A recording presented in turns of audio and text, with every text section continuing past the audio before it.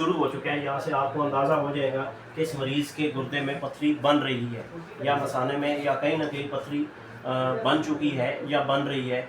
ये आपको जो है अंदाज़ा हो जाना चाहिए अगर मरीज़ की रिपोर्ट में क्रिस्टल्स आ रहे हैं। उसके बाद बैक्टीरिया आते हैं।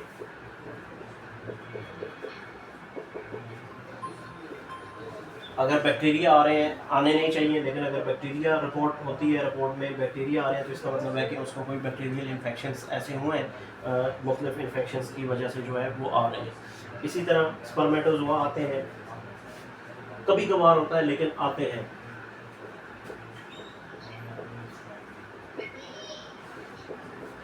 स्पर्मेटोजोआ मनी के अंदर मौजूद कीड़ों को हम कहते हैं, स्पर्म्स को कहते हैं। तो स्पर्म्स जो है वो ज़ाहिर है कि कभी कभार जो है वो मनी आती है, तो मनी के साथ जो है वो मनी के कीड़े जो है वो भी आना शुरू हो जाते हैं। इसके अलावा कभी कभार जो है वो डिफरेंट किस्म के पैरासाइट्स भी रिपोर्ट होते हैं। ये भी कीड़े होते हैं मुख्तलिफ किस्म के जो शाज़ो नाज़र होते हैं लेकिन रिपोर्ट में आ सकते हैं। ठीक है जी। इसके अलावा म्यूकस थ्रेड्स आते हैं।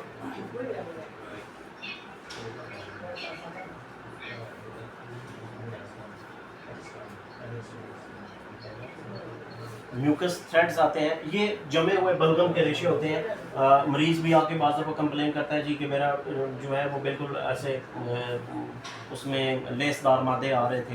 तो ये आप वहाँ से म्यूकस थ्रेड्स जो है वो होते हैं जिन्हें वो लेसदार मादा समझ रहा होता है। तो ये मुख्तलिफ चीज़ें थी जो रिपोर्ट बतानी भी ज़रूरी थी कि मरीज़ जब लेके आता है आपके सामने रिपोर्ट होगी तो रिपोर्ट देखते ही आपको बहुत सारी चीज़ों का अंदाज़ा हो जाएगा कि इस मरीज़ के इस वक्त जिस्म में क्या चल रहा है। तो ये बहुत ज़्यादा आसानी हो जाती है। और जब आप मरीज़ को जो है वो रिपोर्ट देख के ही बहुत सारी चीज़ें बता देते हैं तो उसका एक कॉन्फिडेंस लेवल जो है वो बहुत बेहतर हो जाता है। मरीज़ मुतमईन हो जाता है कि डॉक्टर को मेरी बीमारी समझ आ गई है, तो मैं इंशाल्लाह जो है वो ठीक हो जाऊँगा या मैं इसे इलाज करवाऊँगा। ठीक हो गया जी। ये हमारा यूरिन का हमने तीनों जो है वो चीज़ें जो है वो कवर की। माइक्रोस्कोपिक एग्जामिनेशन में हमने उसका फिजिकल एग्जामिनेशन किया, उसका केमिकल एग्जामिनेशन किया, उसके बाद हमने उसका माइक्रोस्कोपिक एग्जामिनेशन किया। ठीक है जी। क्योंकि टेस्ट काफ़ी सारे हैं, हमने आज ही कवर करने हैं क्योंकि अगली चीज़ें हमारे पास 7 दिनों में बयान करने के लिए बहुत कुछ है। तो कोशिश करते हैं कि आप अगले टेस्ट की तरफ जाते हैं। 2 तस्वीर बना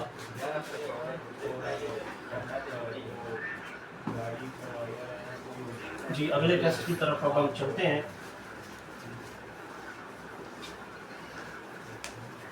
वैसे तो एक दिन में एक टेस्ट काफ़ी होता है, लेकिन क्योंकि हमारे पास इतना हमने आज ही काफ़ी सारी चीज़ों को कवर करना है, जैसा हम अच्छा इसके बाद जनाब जो दूसरा मेजर टेस्ट है यूरिन एग्जामिनेशन के बाद, ये आज का हमारा पहला टेस्ट था यूरिन एग्जामिनेशन। और दूसरा टेस्ट जो है वो जो है RFT है, गुर्दे के फंक्शन को जांचना का टेस्ट इसको कहते हैं। आसान अल्फाज में, आसान उर्दू में आप कह सकते हैं कि गुर्दे के अमल को, गुर्दे की कारकर्दगी को जांचने वाला टेस्ट RFT इसे कहते हैं रीनल फंक्शन टेस्ट। और उर्दू वाले दोस्त जो हैं वो ये जहन में रखें कि गुर्दे की कारकर्दगी को जांचने वाला टेस्ट जो है उसे हम कहेंगे रीनल फंक्शन टेस्ट या RFT। अच्छा RFT जो है उसमें कुछ चीज़ें जो है वो रिपोर्ट की जाती हैं, उनको हम जल्दी जल्दी जो है वो लेते हैं। उसमें सबसे पहले जो है RFT में जो है वो क्रेटिनिन जो है वो सबसे एक मेजर एलिमेंट है। अच्छा क्रेटिनिन जो है वो पट्ठों के टूटने, पट्ठों में जब मेटाबॉलिज्म होती है तो पट्ठों के टूटने से बनता है वहाँ पे, और वहाँ से जो है वो ब्लड में शामिल होकर तो ब्लड के थ्रू जो है वो यूरिन में आता है। गुर्दे इसको फिर पेशाब के ज़रिए जो है वो खारिज करते हैं। ये जो है गुर्दों के नेफ्रॉन्स को बहुत ज़्यादा जल्दी डैमेज करता है। क्रेटिनिन जो है निकलना चाहिए जिस्म से।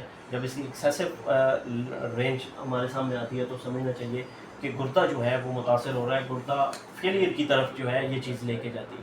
गुर्दा फेलियर के जितने भी केसेस होंगे या क्रेटिनिन जब बढ़ना शुरू हो जाए तो आपने मरीज़ को बताना है कि आपके गुर्दे जो हैं वो डैमेज हो रहे हैं और गुर्दे आपके फेलियर की तरफ जा रहे हैं। इसकी नॉर्मल रेंज जो है 1.0 से 1.2 तक है, mg मिलीलीटर मिलीग्राम पर डेसीलीटर, mg पर डेसीलीटर। क्रेटिनिन की नॉर्मल रेशियो जो है अगर इतनी हो तो ये गुर्दे के लिए बियरेबल है, गुर्दा इसको बर्दाश्त कर लेता है, इसको निकालता रहता है। लेकिन अगर ज़्यादा मकदार आ जाए तो ये फिर गुर्दे को डैमेज करना शुरू कर देती है। अब इससे ज़्यादा जब बढ़ना शुरू होता है 1.2 से, तो ये गुर्दे को नुकसान पहुंचाता है और गुर्दे को जो है वो आहिस्ता आहिस्ता फेलियर की तरफ ले जाता है। ठीक है जी, ये इसके अलावा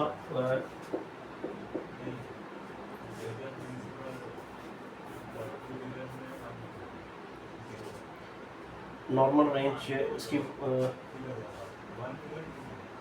इसके बाद यूरिया आ जाता है, ब्लड यूरिया। अच्छा, यूरिया भी जो है ये सबब है, पीछे हमने डिस्कस किया कि डिहाइड्रेशन की वजह से जो है ब्लड में यूरिया जो है बढ़ जाता है। अब डिहाइड्रेशन को फिर फॉर जो है वो कवर करना चाहिए। पानी की कमी, अगर वॉमिटिंग है तो उसको जैसे हम निम्बोल वगैरह घर में भी नमक चीनी घोल के पिला सकते हैं, पानी वैसे बार बार पिला सकते हैं। बहुत ज़्यादा शरबत की एक बहुत वसी रेंज है, हुक्मा के पास जो है उसको शरबत बजूरी दे सकते हैं, शरबत अंजबार दे सकते हैं, ताकि डिहाइड्रेशन जो है उसकी कवर हो। अब जो डिहाइड्रेशन कवर होगी तो ये नॉर्मल हो जाएगा। और अगर जिस्म में बहुत ज़्यादा डिहाइड्रेशन बढ़ जाती है तो ये जो है वो ज़्यादा बढ़ना शुरू हो जाता है।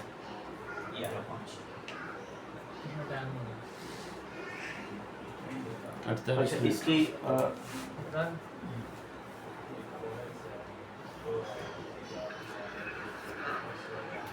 7 to 20 तक जो है वो रेंज नॉर्मल ली जाती है। अगर इसे एक्सीड करता है तो फिर जिस्म पे जो है वो नुकसान पहुंचाता है। इसके बाद ये यूरिक एसिड, इसी टेस्ट में यूरिक एसिड देखा जाता है। यूरिक एसिड जोड़ों के दर्दों में भी करवाया जाता है और इसमें भी आरएफटी में आजकल जो है वो, पहले से अलग टेस्ट होता था लेकिन आजकल जो है वो आरएफटी का हिस्सा बना दिया गया है इसे, और इसी में जो है यूरिक एसिड जो है वो भी आरएफटी में ही इसकी रीडिंग भी दी जाती है। अच्छा, इसकी ज़्यादती की वजह से भी गुर्दा भी मुतासर होता है और इसकी ज़्यादती की वजह से जोड़ों के दर्द जैसे नकरस है, गाउट है, वो भी मर्ज लाक होता है।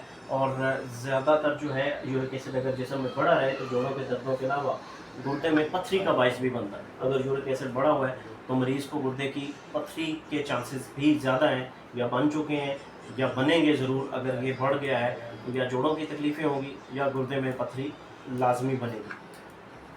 अच्छा, इसकी नॉर्मल रेंज जो है 3.4 से लेके तो 7.0 mg पर डेसीलीटर तक होती है।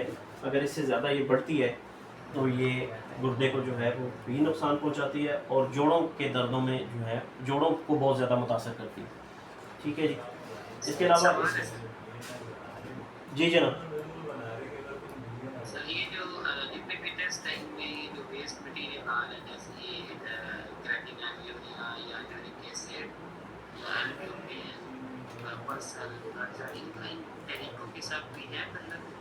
जी बिल्कुल है।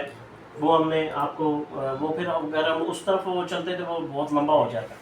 तहरीकों के साथ इनको बिल्कुल आप जो है वो कोरिलेट कर सकते हैं।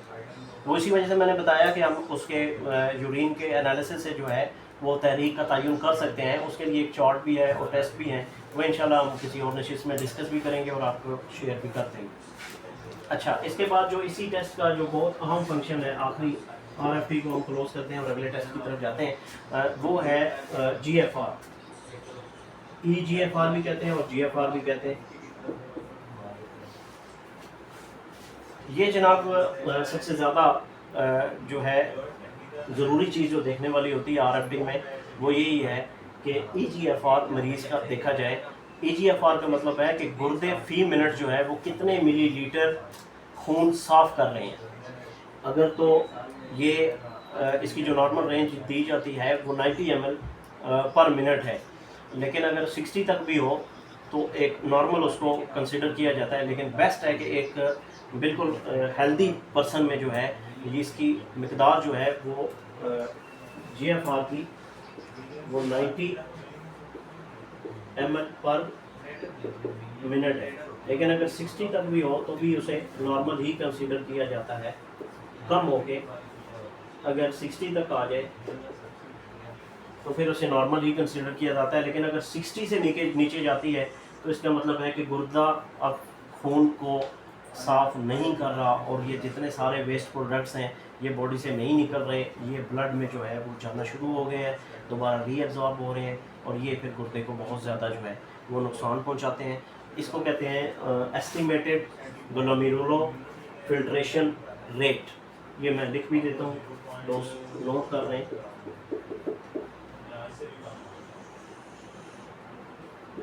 Estimated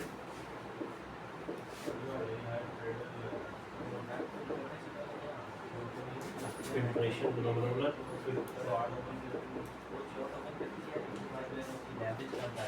filtration rate. ये जो EGFR है, ये इस टेस्ट में देखने वाली सबसे आम चीज़ जो है वो यही है। जब भी गुर्दे के साथ जो है वो मरीज़ आपके पास लेके आए रिपोर्ट, तो सारी चीज़ें ये इम्पोर्टेंट है, लेकिन EGFR पे आपने ध्यान ज़रूर देना है। और अगर उसका वो 60 से नीचे जा रहा है तो उसको गुर्दे फेलियर की तरफ जा रहा है, लाजमी जो है वो ध्यान रखें और उसको तनबीह करें और उसको सीरियसली जो है वो फिर जो है वो एडवाइस दें कि वो स्ट्रिक्टली जो है वो ग़िज़ा और दवा और परहेज़ पे आ जाए और इलाज मुआवजे की तरफ आए। इसको फिर आपने लाइट नहीं लेना, ठीक है जी। इसके बाद हम अच्छा दोस्त तस्वीर ले लें। तो अगले टेस्ट देखते हैं कि गुर्दे को मज़ीद जो अमराज आते हैं गुर्दे के साथ मरीज़ लेके आता है हमारे पास कंप्लेन, तो हम और क्या क्या उसके टेस्ट करवा सकते हैं।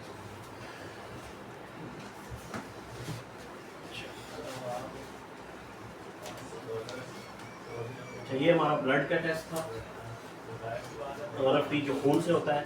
और पहला हमारा टेस्ट जो था जो हमने समझा उसको हमने खुद भी समझा कि उससे हम खुद भी जो है वो कोशिश करके तो अमराज का पता लगा सकें, और अगर उससे नहीं डायग्नोज होता तो फिर हम जो है मज़ीद गुर्दे की बीमारियों को जांचने के लिए और ब्लड का टेस्ट भी करवा सकते हैं। अगर इसमें भी कुछ चीज़ें हमें क्लियर नहीं आती तो हम अल्ट्रासाउंड की तरफ जो है वो फिर जाएंगे। तीसरा जो तशखीसी टेस्ट होगा गुर्दे के अमराज के लिए वो अल्ट्रासाउंड है।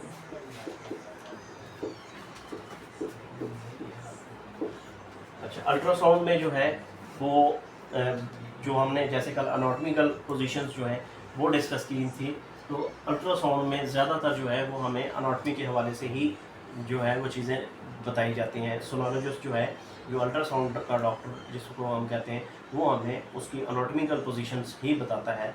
और अगर उसकी अनाटॉमिकल पोजीशंस हमारे जहन में हो, हमें पता हो कि नॉर्मल ये हैं, तो जब अब नॉर्मल बताई जाएगी तो फिर हमें पता चल जाएगा कि नहीं, ये इसकी डायमेंशंस में कोई मसला आ गया है, इसकी साख्त में कोई तब्दीली आ गई है, यहाँ पे ये चीज़ होनी नहीं चाहिए थी, इस नाली में ये रुकावट आ गई है, इस नाली में कोई सोजन हो गई है, ये नाली इस तरह की नहीं होनी चाहिए थी।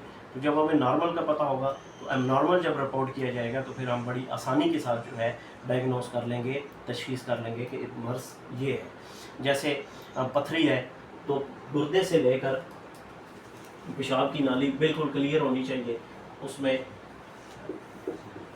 पथरी नहीं होनी चाहिए।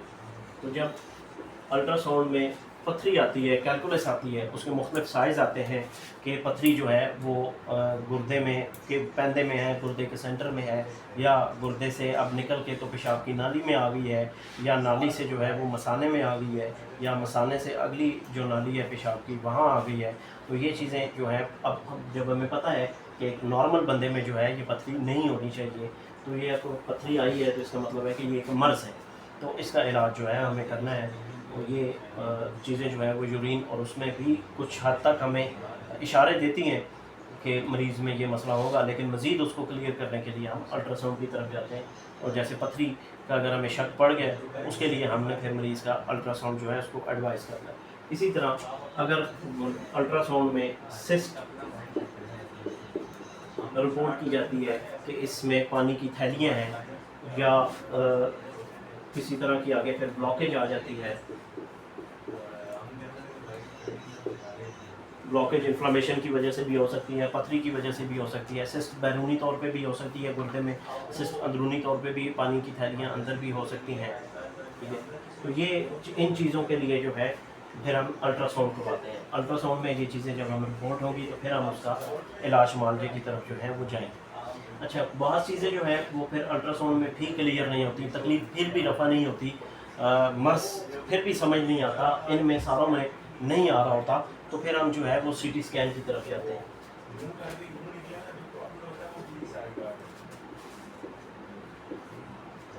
सीटी स्कैन की तरफ हम जाते हैं। कंप्यूटेड टोमोग्राफी इसे कहते हैं, कंप्यूटेड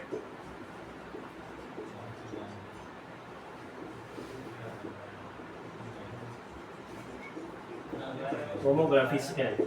अब सीटी स्कैन की तरफ हम क्यों जाते हैं? जब हमें अल्ट्रासाउंड में भी बाज़ दफ़ा ये होता है कि पत्थरियाँ गुर्दे की परतों में होती हैं, ठीक है, जो कैलिसिस वगैरह हमने कल डिस्कस किए हैं, गुर्दे की जो झिल्लियाँ होती हैं उनमें कहीं होती है और वो अल्ट्रासाउंड में नज़र नहीं आ रही होती, तो फिर हमें जो है तकलीफ़ हो रही होती है, मरीज़ को दर्द के साथ वो मरीज़ आ रहा होता है, कंप्लेन कर रहा होता है, उसके साथ रेलिवेंट उसकी जो पथरी की और अलामात हैं, जैसे पेशाब में जलन, पेशाब दर्द के साथ रुक के आना या उल्टी के साथ होना, ये जो बाकी उसकी कंप्लेंट है वो हमें आ रही होती हैं, लेकिन उसमें पथरी रिपोर्ट नहीं हो रही होती, तो फिर हम उसको मज़ीद जो है वो क्लैरिफाई करने के लिए जो है वो सीटी स्कैन की तरफ जाते हैं। सीटी स्कैन में फिर मज़ीद पथरियाँ भी क्लियर हो जाती हैं, और बाज़ दफ़ा फिर जो रसोलियाँ होती हैं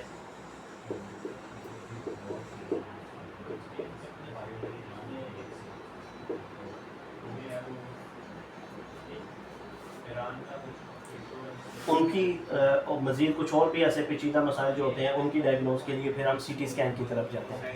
अच्छा, सीटी स्कैन में भी बात चीज़ें जो है वो क्लियर नहीं होती, तो इसी रेलिवेंट टेस्ट जो है वो एमआरआई भी करवाया जाता है, ठीक है जी। एमआरआई में भी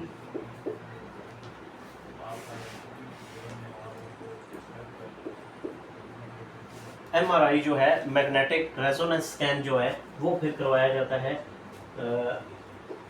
ये 5वें नंबर पे आ गया जी। जब सीटी स्कैन में भी हमें चीज़ें क्लियर ना मिले, मरीज़ बीमार है, हमें समझ नहीं आ रही, टेस्टों में नहीं समझ आ रही, तो फिर हम एमआरआई की तरफ जाते हैं कि उसमें अगर नहीं क्लियर आई तो ये उससे मज़ीद थोड़ा सा एडवांस टेस्ट है, बड़ा टेस्ट है, फिर एमआरआई में जो है वो बहुत सारी चीज़ें जो है वो क्लियर हो जाती हैं, ठीक है जी। ये हम इसका एमआरआई मैग्नेटिक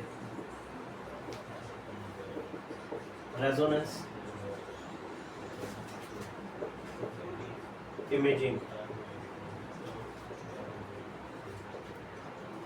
एमआरआई जो है वो फिर करवाई जाती है जब पिछले टेस्टों में हमें नाकामी हो जाए और हम मर्ज तक ना पहुंच सके, तो फिर हम एमआरआई की तरफ जाते हैं। बाज़ दफ़ा एमआरआई में भी चीज़ें क्लियर नहीं होती, हम मर्ज तक नहीं पहुंच पाते, एमआरआई में भी जो है वो समझ नहीं आती और हमें रिपोर्ट होती है कि उसमें भी अनरिमार्केबल स्टडी। अक्सर जो है जब आप रिपोर्ट ले के मरीज़ आएगा, अल्ट्रासाउंड की रिपोर्ट में भी आपको नीचे आखिरी जो कमेंट्स होते हैं वहाँ अनरिमार्केबल स्टडी लिखी हुई ये लफ्ज़ जो है वो मिलेगा। उसका मतलब ये होता है कि डॉक्टर को कन्फर्म नहीं है, डॉक्टर ने अपना अंदाजे के मुताबिक, अपनी उसने रिसर्च के मुताबिक जो डायग्नोज उसको समझ आई उसने कर दी, लेकिन वो फाइनल रिजल्ट तक नहीं पहुंच पाया, उसकी जो डायग्नोज है वो फाइनल नहीं है, तो मज़ीद टेस्टों की ज़रूरत है, तो वो लिख देता है कि अनरिमार्केबल स्टडी है, तो ये फाइनल नहीं है, मज़ीद आप इसको, या नीचे लिखा हुआ होता है कि कोरिलेट क्लिनिकली, ये लफ्ज़ भी आपको लिखा हुआ जो है अक्सर रिपोर्ट्स के नीचे जो है वो मिलेगा। इसका मतलब यही होता है कि मज़ीद आप इसको जो है क्लिनिकली यानी आप इसको लेबॉर्ट्री टेस्ट या मज़ीद टेस्टों के ज़रिए जो है वो क्लियर कर लें।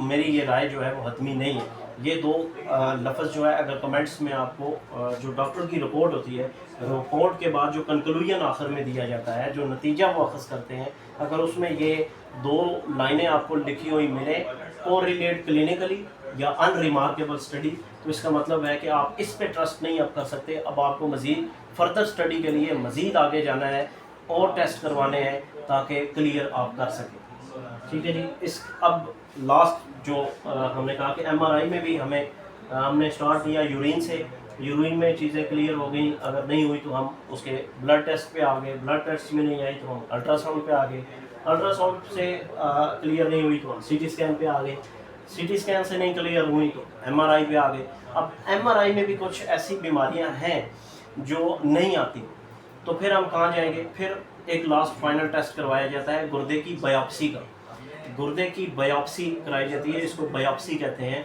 रीनल बायोप्सी कहते हैं, फाइनल में हमारे पास जो आखिरी जिसका हम सहारा लेते हैं वो रीनल बायोप्सी। इसमें गुर्दे का एक छोटा सा पीस लिया जाता है और उसको लेबॉर्ट्री में जो है वो एग्जामिन किया जाता है। इसको हिस्टोपैथोलॉजिस्ट जो है वो एग्जामिन करता है। इसको देखने वाला जो डॉक्टर होता है वो हिस्टोपैथोलॉजिस्ट कहलाता है। जो टिश्यूज़ पे जिसकी रिसर्च होती है, जो सेल्स पे जिसकी रिसर्च होती है, और वो फिर उन सेल्स को एग्जामिन करके तो बताता है कि इसमें कोई मसला तो नहीं, कोई गुमनाम बीमारी वो जो पीछे हमें नज़र नहीं आई, तो फिर वो हमें बताता है कि इसमें ये बीमारी है। अमूमन जो है नेफ्राइटिस जो है वो डायग्नोज पिछले टेस्टों में नहीं होता। इसी तरह अगर गुर्दे में कैंसर है तो गुर्दे का कैंसर जो है वो इन बाकी पिछले टेस्टों में नहीं आता। तो ये जो बड़े अमराज हैं जैसे नेफ्राइटिस है या कुछ ऐसी ऑटोइम्यून डिजीज़ हैं जो इन बाकी टेस्टों में नहीं आती, उसके लिए हमें यहाँ पे जाना पड़ता है, बायोप्सी तक जाना पड़ता है। लेकिन बहुत कम चांसेस होते हैं, पहले ही डायग्नोज हो जाता है। लेकिन ऐसे भी अमराज हैं जो फिर हमें फाइनल बायोप्सी पे ही जो है वो उनकी डायग्नोज के लिए हमें जाना पड़ता है, जैसे कैंसर है, नेफ्राइटिस है या कुछ ऑटोइम्यून डिजीज़ हैं। तो आज का हमारा जो है वो ये टॉपिक था टेस्टों का। हमने गुर्दे से रिलेटेड जो मखसूस टेस्ट थे हमने कोशिश की कि उनको जो है वो जल्द अज जल्द जो है जल्दी से और उसको मुख्तसर करके और आसान तरीन लफ्ज़ों में जो है वो दोस्तों के सामने रखें। तो अब जब हम कल से अमराज की तरफ आएंगे तो वो हमारे लिए बड़ी आसानी हो जाएगी कि कौन सा मर्ज़ आ रहा है और उसकी डायग्नोस के लिए जो है वो हमने कौन सा जो है वो टेस्ट कराना है। उम्मीद करता हूँ कि आप अब आपको जो है वो समझाने में कामयाब हुआ हूँ। अगर कोई गलती कोताही रह गई हो, कोई कमी महसूस करें, तो वो ज़ाहिर है कि इंसान इतनी हर तरह से इस 1 घंटे में अहाता करना जो है वो मुश्किल होता है। तो मैं उम्मीद रखता हूँ दोस्तों से जो है वो शफ़क़त का भी और माफ़ी का भी दरख्वास्त गुज़ार हूँ कि अगर दोस्तों के मेयार के मुताबिक ना हो तो मैं मज़ीद अपनी कोशिश करूँगा मज़ीद चीज़ों को बेहतर से बेहतर करने की। और दोस्तों से स्पेशली दुआओं का दरख्वास्त गुज़ार हूँ कि दुआओं में याद रखें अपने इस भाई को कि अल्लाह पाक मुझे मज़ीद जो है वो मेरे फ़हम में भी इजाफ़ा करे और मुझे इतनी सलाहियत दे दे कि मैं जो खुद समझ रहा हूँ वो मैं आप लोगों को समझाने में कामयाब हूँ। क्योंकि मकसद हमारा इकट्ठे होने का ये है कि आपको जो है वो बेनिफिट पहुँचे, आपको आसानी हो, आपको जो है हम समझा सकें, सिखा सकें। अगर आपको नहीं सिखा सकें तो फिर हमारा यहाँ पे बोलना या यहाँ पे आना या आप लोगों का वक्त लेना, कीमती वक्त जो है वो जो है उसका फिर कोई फ़ायदा नहीं है। तो दुआओं की दरख्वास्त है, दुआ कीजिएगा कि मैं आप लोगों को जो है वो आसान अंदाज में जो है जो इल्म है जो है वो अच्छे तरीके से जो है ट्रांसफ़र कर सकूँ, आपको सिखा सकूँ। बहुत शुक्रिया जनाब। हकीम असलम साहब से गुजारिश है कुछ मलफूज़ात आलिया बयान फरमाएं। मोहतरम, एक गुजारिश आपसे ये थी कि आपने जो नुक्ते के बारे में बात कही थी कि खून जो आ रहा है आगे पीछे कौन शुरू में आ रहा है बाद में, उसके बारे में बताइए। जी दोबारा इरशाद फरमाइएगा, नहीं समझ आई। जी उस्ताद मोहतरम, मैं कह रहा हूँ आपने पेशाब के पहले या बाद में जो खून आने वाले नुक्ते के बारे में इशारा किया था कि बाद में याद दिलाने।